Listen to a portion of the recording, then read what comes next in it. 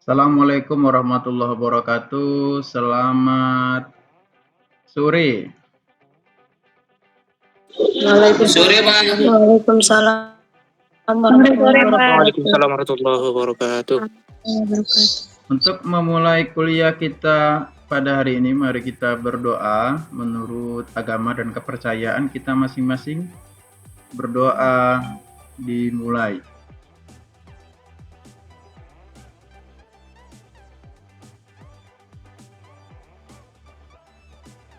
Berdoa selesai. Oke, saudara sekalian, sesuai dengan kontrak kuliah yang sudah saya sampaikan pada pertemuan pertama, kita hari ini masuk kepada tahap pertemuan kedua, yaitu paparan pada kelompok 1. Saya harap kelompok 1 dan kelompok yang lainnya mengirim tugas ke WA Group sekarang ya, makalah dan perpoinnya. Untuk itu, sebelum kita masuk kepada presentasi kelompok 1, ada yang mau bertanya? Tentang lain hal? Menyangkut masalah kita ada? Tidak ada? Langsung saja?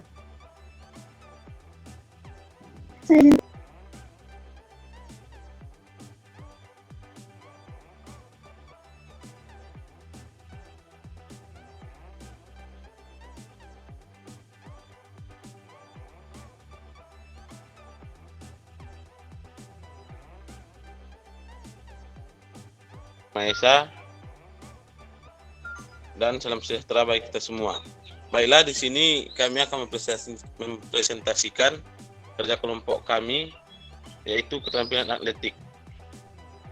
Di mana kelompok ini terdiri dari 3 orang. Yang pertama saya sendiri, Hamnus Batubara, dan yang kedua saudari Maulia Sari Simanjuntak, yang ketiga Yusri Kuna Pasaribu. Dan untuk materi pertama, langsung saja kepada saudari Maulia, dipersilahkan.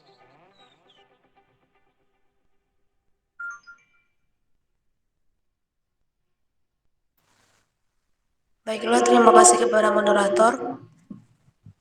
Untuk materi yang pertama yaitu mengenai keterampilan atletik.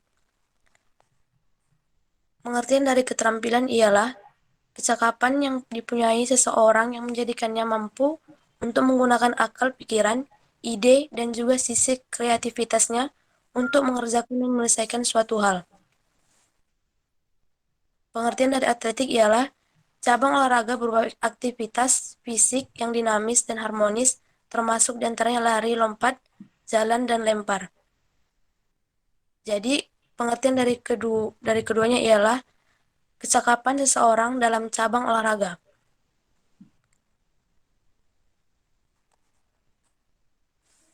Selanjutnya, MIP.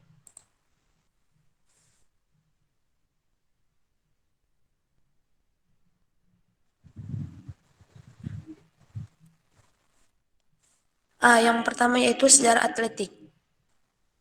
Atletik berasal dari bahasa Yunani yaitu atlon atau atlon, yang berarti pertandingan atau perjuangan.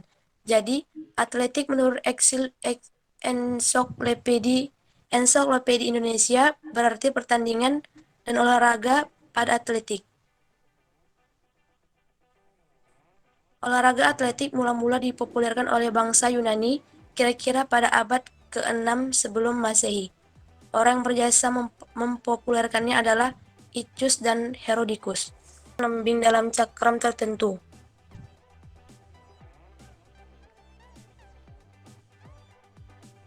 Lembing yang digunakan terbuat dari logam. Untuk putra beratnya 800 gram dengan panjang 2,70 m, sedangkan putri beratnya 600 gram dengan panjang 2,30 meter.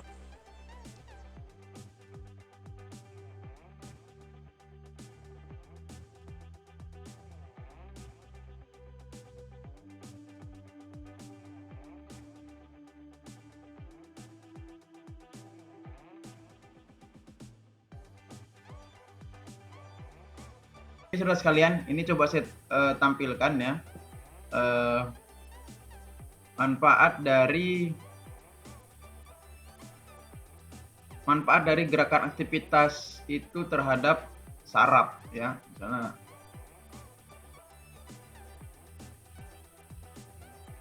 Saya mau screen dulu. Perjalanan menuju perjalanan manusia. Perhatikan ya. Saraf yang terdapat di sepanjang tulang belakang sampai otak. Kumpulan saraf tebal ini disebut sistem saraf pusat atau SSP. Perannya mengendalikan semua aktivitasmu dari bernapas sampai menjari pada ponsel. Lebih menunggu masuk ke pembahasan inti video ini.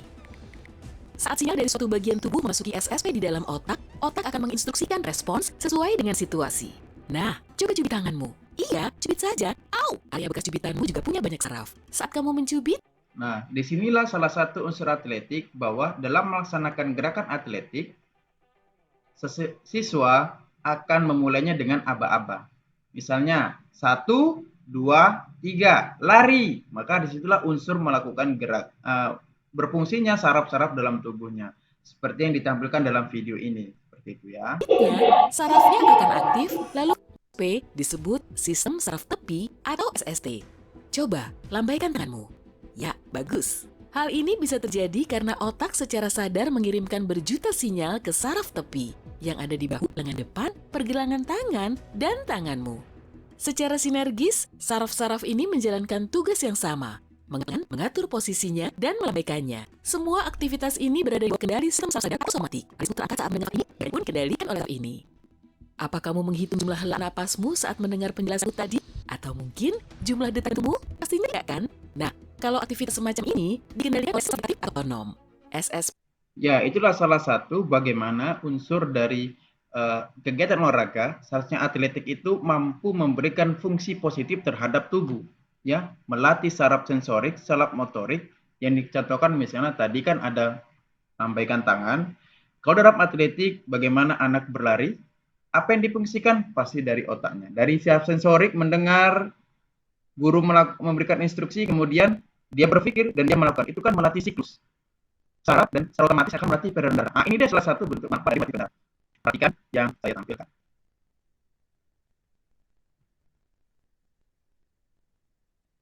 Apa yang terjadi dalam otak?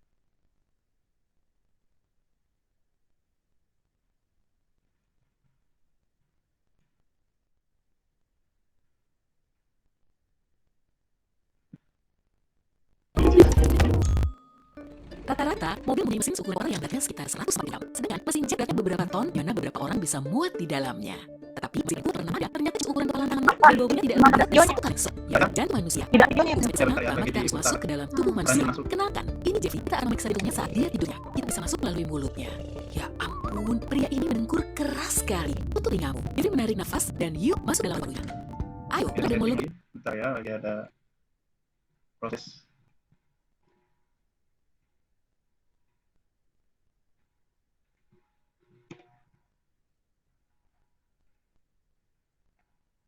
Beli diskon hingga 960.000, extra cash hingga 200.000. Beli sekarang.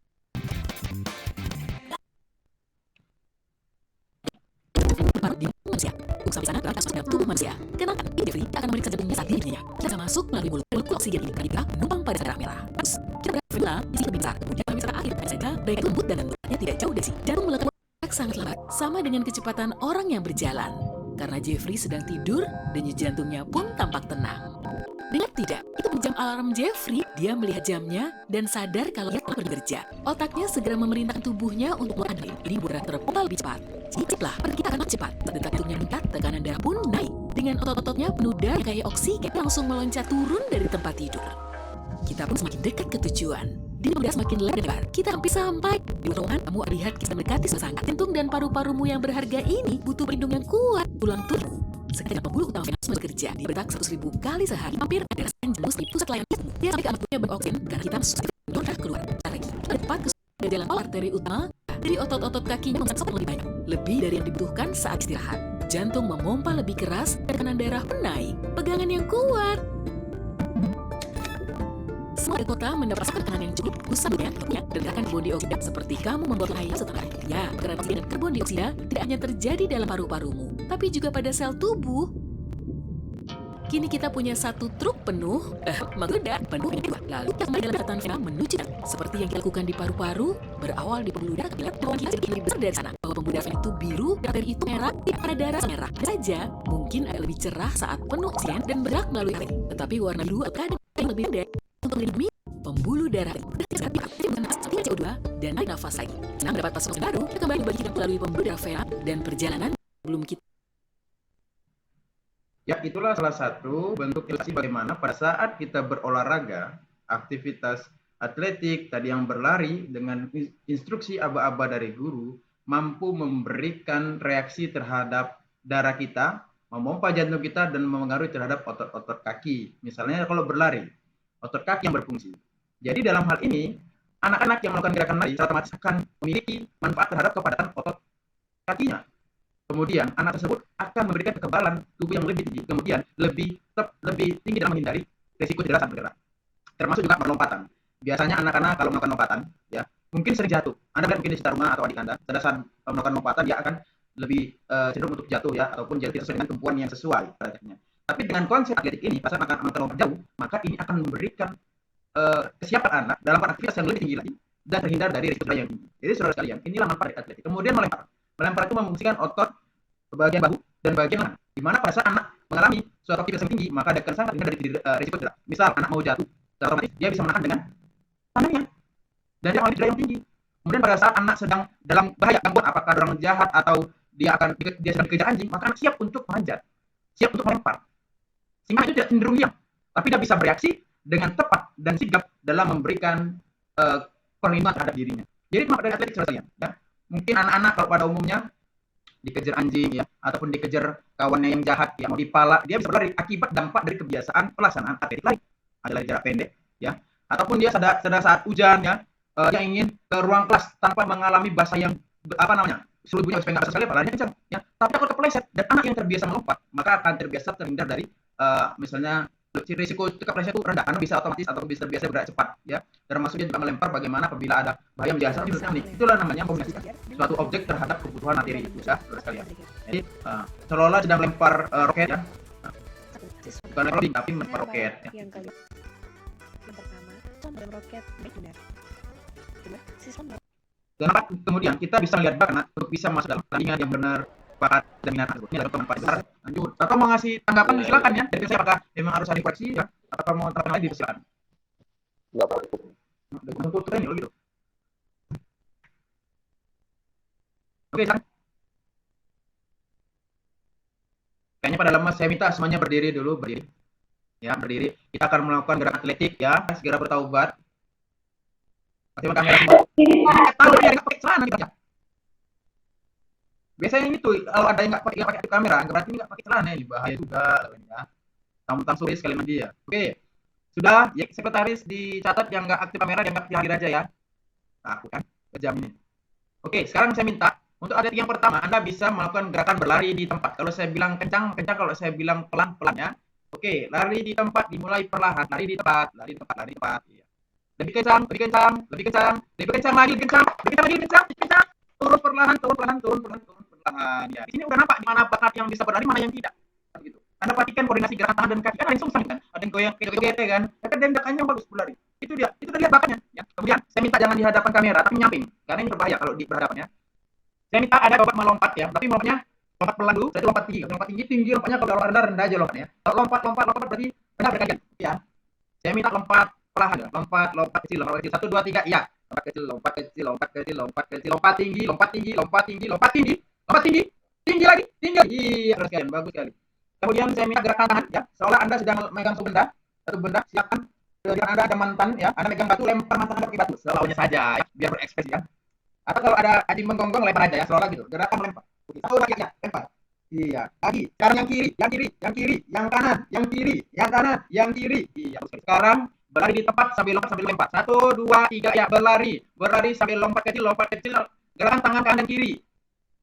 Iya, perlahan berhenti. Ya, sekarang gerakan tangannya ke samping ya, badannya ke samping kanan, samping kiri, samping kanan, samping kiri, tangan di atas turunkan ke bawah, atas turunkan ke bawah, perlahan Anda duduk seperti semula dengan kaki diluruskan. Iya. Oke, itu salah satu kombinasi gerakan atletik antara berlari, melompat, dan melempar. Sekarang saya ingin minta pendapatnya, apa yang Anda rasakan dari gerakan tersebut? Silakan yang mengasih komentar. Kartika Ramasari. Aduh, apa tadi ya? Apa yang Anda rasakan dari aktivitas tadi? Capek, Pak. Nah, capek ya? Gitu capek ya? Coba Anda deskripsikan, Apa yang Anda rasakan dari perasaan Anda, terus fisik Anda? Kalau capek itu kan kesimpulan. Itu dia. Ini saya minta pembahasan dulu. Apa yang Anda rasakan? Yang pertama dari kaki kan lebih keras, lebih kencang. Terus kalau dari tangan juga di sebelah sini lebih gimana? Lebih kerasa terangkat gitu kan, karena lempar kaki terus. Lebih berkeringat jadi. Langsung berkeringat ya. Iya. Cepat ya. Iya. Bagus ya. Selanjutnya Cahya Putri Ramadhani. Ada? Ada. Ada Pak. Ada. Silakan Cahya. Yang saya rasakan tadi kan lemes Pak. Kan Lemes. masih ada ngantuknya. Iya. Ya. Tadi lemes. Saya Pak. Sabar. Ini lemes ini. Sabar dulu. Tadi kan Pak, sampai seharian. Jadi melakukan gerakan tadi Mas dulu itu lebih kayak segar lagi, setidaknya nggak ngantuk Pak. Jadi hilang ngantuknya ya. Iya, bagus sekali. Berarti memang betul bekerja darah itu terhadap diri kita. Sama aja kalau di kelas Anda, di kelas itu. Kalau Anda tidak dibekali konsep olahraga ini, anak ngantuk kan biar masuk pulang kok, tidur pula kok di kelas. Seharusnya oke, kalau gitu kita bergerak dulu ya. Boleh luar sekolah dulu ya, kelas jalan-jalan di lapangan ini. Coba kita lomba ambil benda. Ibu punya benda, silakan ambil benda itu. Jadi kalau anak sedang boring di kelas, kan bisa melek nggak bisa. Kenapa? Karena darahnya berjalan lambat. Oleh karena itu fungsikan dengan gerakan tubuh. Melalui apa? Gerakan tadi. Ya, kalau guru zaman yang dulu nggak bisa, ngantuk, cambuk, pukul.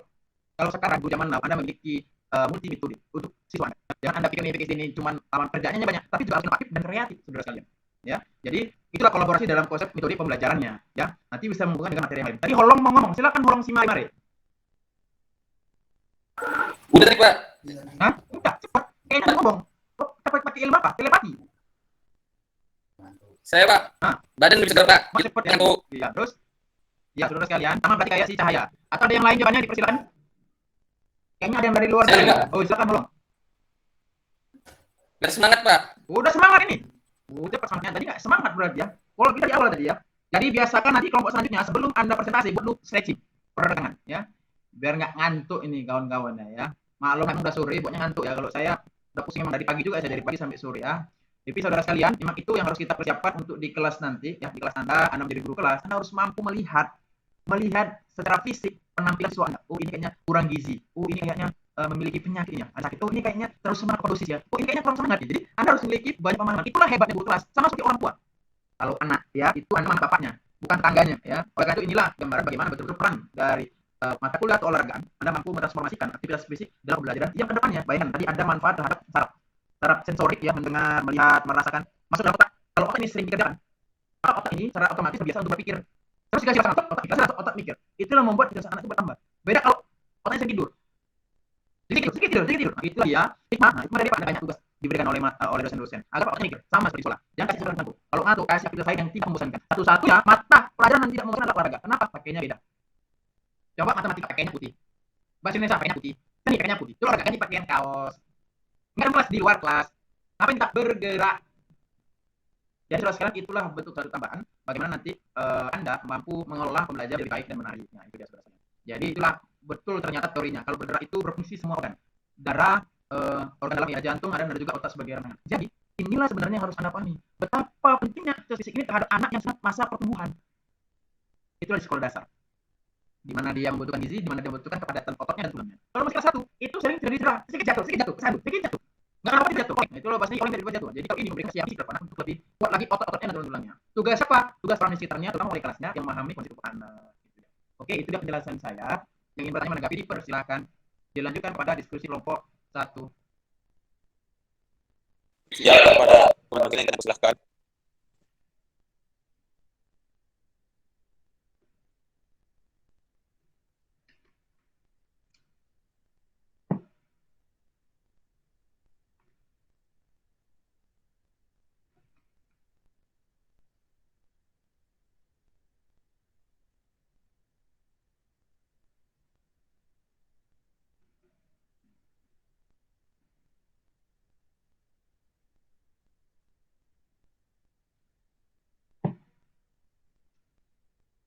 Kalian ngapain lah?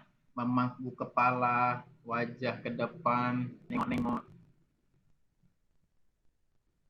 Kalian udah udah lelah? Pengen sudah? Apa? Boleh nanya dari atletik? Ya, lari dari atletik. Jadi kayak lari. Jadi dari dalam atletik aja lari. Apa lari dari atletik? Jadi pertanyaannya kayak gini Pak, bagusan mana Pak pembelajaran olahraga di pagi hari sebelum masuk materi pembelajaran atau setelah materi pembelajaran udah selesai semua kelas lagi jenuh-jenuhnya Pak? Bagusan yang mana Pak? Oke, bagusan mana sih? Ya, semuanya bagus. Ya, ada cerita dari teman Anda di Surabaya, ya, dari UPGRI, kemudian masuk di kelas D. Jadi pada waktu aktivitas yang saya terapkan sama dengan seperti Anda, saya tanya, apa yang Anda rasakan? Ya Pak, biasa aja. Kenapa? Saya sudah terbiasa Pak olahraga pagi. Dan di sini Pak, di sekolah dasar itu, setiap pagi kami selalu menerapkan senam Pak. Setiap pagi, berarti setiap hari ya. Di SD di Surabaya itu senam. Kalau secara sainsnya, yang saya jelaskan tadi, ternyata mereka menerapkan konsep menakutkan badan dari dahulu menuju otak sebagai pusat. Kemudian mereka saudara akan menggunakan anak menjadi materi pelajaran. Dibandingkan dengan anak yang dari rumah, kita nggak tahu sampai jam baru tidur, masih kaku otaknya ke rumah, ke sekolah, kemudian hanya pelajaran dengan bongkok. Kenapa? Kita belum tahu apa yang sudah dialirkan ke dalamnya, harus maksimal pada atau belum. Itu makanya kalau dicoba ya, menurut kalian mana lebih apa namanya? Dari pandangan sekilas saja. Proses pendidikan di Surabaya dengan mana lebih bagus menurut Anda? Di Jawa. Di Jawa. Di Jawa. Oh, pernah Jawa. Enggak, soalnya kalau mama kan sekolahnya di Jawa. Dia bilang kalau misalnya di Jawa itu anakmu tuh pun jarang Pak, kalau tugas kebersihan itu bukan anak murid yang disuruh. Jadi kan tugasnya cuma datang ke sekolah, senang, habis itu belajar. Kalau tugas kebersihan kelas bukan anak murid, karena dia bilang kan tugas anak murid itu belajar ke sekolah. Oh gitu, bagus kalian. Di Jawa ya, itu berarti contoh ya disampaikan saya tadi adalah contoh nyata yang orang tuanya. Pendapat satu, nanti saya simpulkan pendapat yang lainnya, silakan. Pendapat lainnya ada? Kalau kalian lagi, silakan. Ade Irwani. Karena pendidikan di Jawa Pak lebih terlengkapi fasilitasnya dan juga di sana mutu pendidikan yang dijalankan juga berdasarkan kurikulum. Oh, jadi kalau di Medan enggak? Oke guys, saya simpulkan langsung ya. Sebenarnya nggak ada bedanya antara Medan dan Jawa. Yang membedakan adalah kita ternyata. Kita yang membedakan sebagai pelaksana pendidikan di sekolah, pelaksana pendidikan di lingkungan. Ilmunya sama, saudara sekalian. A dan Z itu nggak ada yang membedakan dari Sabang sampai Merauke. Huruf A ya huruf A. Masuknya bagaimana? Saudara sekalian, selama ini mungkin kita nggak sadar, kita orang di sekitar kita. Dulu aku gini kok, udah gini aja penerapannya. Dulu kayak gini kok, guru ngajar aja. Oh gini kok, teorinya, ya udah pakai teorinya seperti ini. Tanpa kolaborasi kan perkembangan dari materi kan juga materi-materi yang baru, saudara sekalian. Jadi sama poin pertama, bahwasannya kalau di Jawa itu setelah itu muridnya senam, ya kemudian ke kelas belajar, ya tidak kebersihan ya. Terus ada yang kawan-kawannya di sana belum dilaksanakan, kita tidak, saudara sekalian, itu karena kita mau cari tahu. Anda sebagai calon guru, saya ingatkan kepada Anda, buatlah gebrakan yang terbaik jika Anda nanti mengajar. Jangan pernah ada konsep ikut-ikut senior, ikut-ikut guru yang lama, tapi Anda sudah dibekali konsep pengetahuan, bekal ilmu selama kuliah, maka laksanakan dan terapkan serta kembangkan ciptakan paling baik. Ini yang pada saudara presentasi itu bukan cuma ngomong narasi, poin selesai aja, tapi kembangkan, nggak kayak pakai video bagus, anda yang jelas dan rasional, contohnya konkret sehingga bisa menimbulkan stimulus untuk diskusi. Hal yang baru belum pernah terpikirkan. Jadi saudara itu sebenarnya jadi permasalahan kita mau nggak move on dari situasi nyaman. Saya katakan guru selama saya jadi guru SD, guru di sekolah mengajar, ya. Tahu nilai itu, nilai harian, nilai kelas, sama nilai ujian. Sedangkan dari kurikulum dan konsep pengembangannya, kita menerapkan proses nilai saintifik. Di antaranya, kognisi pengetahuan memiliki unsur penilaian apa saja? Apa saja? Penilaian berbasis teks tulis, penilaian berbasis lisan, dan penugasan itu kognitif. Bagaimana proses penilaian secara psikomotorik keterampilan? Ada apa?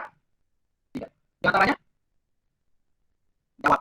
Tahu. Kunjung kerja, proyek, portofolio, dua aspek yang penting untuk seluruh mata pelajaran. Kecuali ada yang tiga. Apa itu mata pelajaran sosial? Dan juga dipekerti seperti agama dan juga pendidikan berpekerti. Apa itu? Ada aspek penilaian sikap.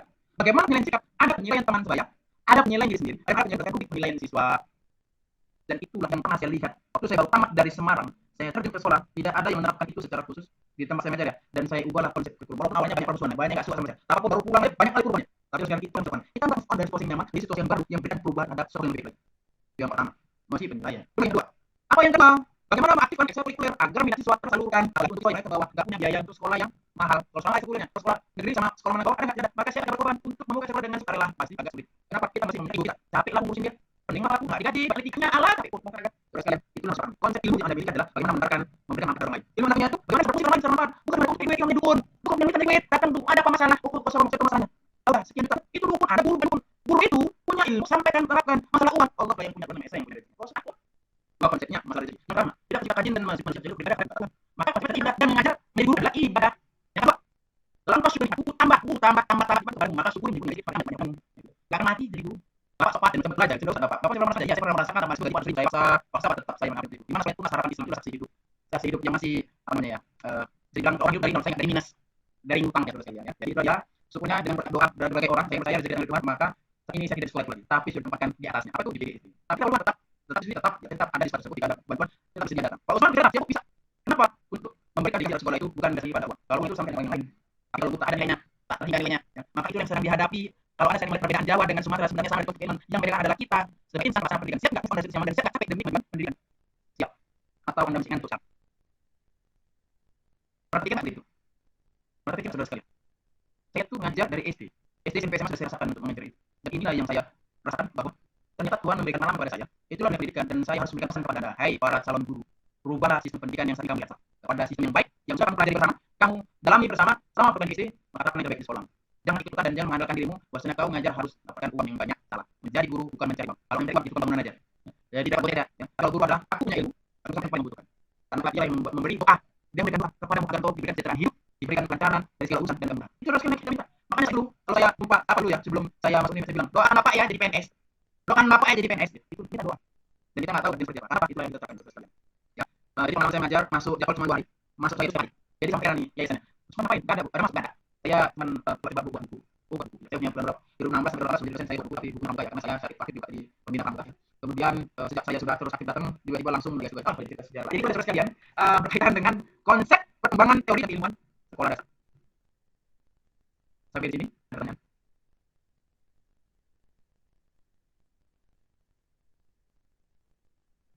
Halo, kok pada diam? Halo, kok pada diam? Saya tahu Anda saat ini sedang bawa apa. Anda belum sudah berkeringetan. Kalau Anda mau kisahkan kepada Anda sendiri, silakan dimulai dari sekarang. Tapi kalau Anda pernah aja silakan untuk berbicara, jangan diam saja. Misalnya kalau kayak orang bawa kentut, ya anak kecil apa ya, kentut pas ngomong, gimana? Itu menandakan kalau Anda saat ini sedang menghirup aroma buah yang enak. Tapi kalau ada situasi yang wangi, pasti ngomong. Nah itu dia. Silakan yang memberikan tanggapan atau bertanya. Silakan Kartika ini kenapa mengenai yang dibilang teman tadi mengenai sekolah yang di Jawa dan dengan sekolah di sini mengenai sistem belajarnya. Menurut saya sekolah di sini di Medan ini juga sudah mulai maju Pak. Karena di sekolah saya sendiri di SMP Baru Medan, kami setiap paginya melakukan tapi memang tidak untuk semua siswanya. Cuma hanya itu gilir gitu Pak. Saya sendiri anak 10 kelas salah kelas 11 lanjut gitu Pak. Dan kemarin ini pernah sudah belajar gitu. Jadi Medan ini enggak tertinggal jauh seperti yang di Jawa-Jawa sana, tapi cuma untuk para orang kita siswanya saja yang ini bisa dibilang kurang untuk produktif karena ketika setelah selesai senam ada masa-masa kayak gitu Pak. Oh gitu ya. Sebenarnya bersama misalnya untuk ekstrakurikuler juga harus sama karena di Medan juga ekstrakurikuler untuk di sekolah negeri itu juga dibiayai oleh negara gitu kan ada prosedur sebenarnya gitu. Ya, kalau di negeri ketika apalagi negeri yang favorit ya SMA 3 ya SMA 1 2 biasa itu memang berlomba-lomba mereka untuk mencari pasar. Tapi hadapi sekarang ini bagaimana perbandingan dengan kebanyakan sekolah-sekolah swasta yang pada umumnya menengah ke bawah gitu. Ya. Ini yang butuh pengorbanan sebenarnya. Jadi kalau sekolah-sekolah yang ternama begitu ya biasa itu begitu. Kalau enggak dia kalah pamor sama sekolah lain ini berat. Ya.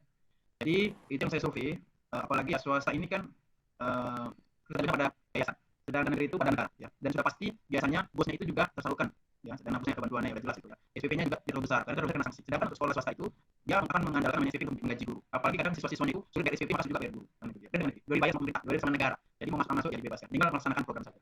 Kemudian terus kalau kita tidak mengerdilkan ya salah satu sumber belajar paket kota ya Medan Surabaya Jawa itu sebenarnya sama. Kan tadi sebenarnya sama. Jadi penting pada kita sebagai pelaku pendidikan kita sebagai pendidik.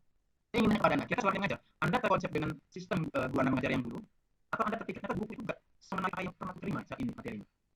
Contoh ya saya dulu SD olahraganya apa kalau masuk olahraga hanya kasti dan bola, sepak bola. Kelas bola, kasih bola. SMP bola voli, sepak bola, sepak bola, ya. SMA juga bola voli, sepak bola, itu aja. Sehingga ditanya, tahu atletik? Tahu saya atletik. Mereka nggak tahu saya seperti apa. Jadi satu ini pengetahuan olahraga. Jadi S1 sains olahraga, ilmu olahraga. Di kelas yang berubah misalnya tidak seperti dalam menerapkan pemahaman terhadap siswa kan dengan metode yang berarti. Apa metodenya discovery learning, cooperative learning. Ada metode namanya jigsaw, example. Terus ada model namanya reciprocal, inklusi. Ternyata banyak metode itu. Dan kita terus belajar per hari dan per hari. Pada sebatas, yuk masuk, ya ceramah saja. Itu metode. Maka hari ini kita harus memiliki banyak yang belajar. Kita mampu mentransformasikan pembelajaran itu menjadi hal yang menarik bagi siswa. Bagaimana sistem dengan role playing? Tahu role playing? Tahu dengan sistem digital, example, terus dengan game, teaching game, atau dengan sistem lain? Pernah pikir dengan metode yang lebih banyak apa konsep? Atau kami belajar dengan student apa namanya? Konsep pada siswa student theory ya, ada juga ya. Atau teaching oriented atau student oriented itu maksudnya. Atau teaching oriented apa teaching oriented? Nama itu. Dan itulah sebenarnya yang pernah saya survei. Banyak guru yang sempat mengajar siswanya, tapi tidak pernah. Oh ini kayaknya saat ini butuhnya mereka role playing lah. Ini kayaknya jigsaw lah. Ini butuhnya example dengan jenis dari materi ini pelaksanaannya. Karena kira seperti itu. Anda dari konteks materi, dari konteks karakter siswa, gabungan menjadi suatu metode yang tepat. Dan bagaimana menciptakan anak berhasil mencari KKM dan bagaimana konsep KKM? Kriteria minimum. Ada apa konsep KKM? Ya, banyak lagi ya. KKM itu ya ada tentang kesulitan materinya, fasilitas yang dimiliki, daya nalar siswa, dan bagaimana kita menilai siswa. Aduh, dari dalam. Ini ada pendidikan. Dan saya katakan saya itu SSI, tapi setelah saya dekat dengan orang pendidikan, saya jadi cinta dengan pendidikan sampai sudah di dalam unik kita berhadapan dengan sosial. Oh ternyata ini